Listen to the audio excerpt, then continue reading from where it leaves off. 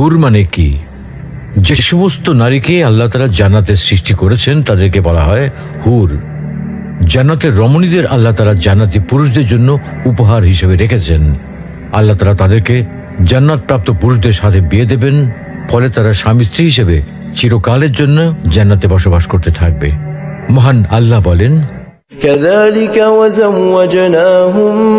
بحور عين। আর আমি তাদেরকে বড় চোখ বিশিষ্ট হুরদের সাথে বিয়ে দেব।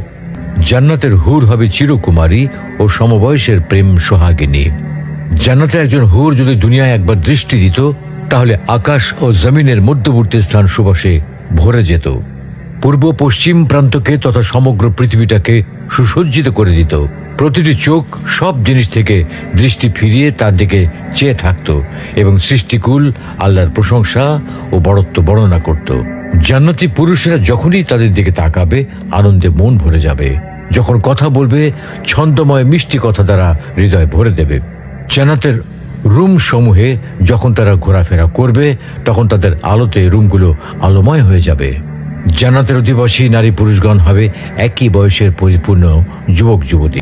জান্নাতের হুর যখন তার স্বামীর চেহারার দিকে তাকাবে, তখন তার হাসিতে জান্নাত আলোময় হয়ে উঠবে। যখন তারা স্বামীর সঙ্গে কথা বলবে, তখন কতই না সুন্দর হবে সেই কথোপকথন।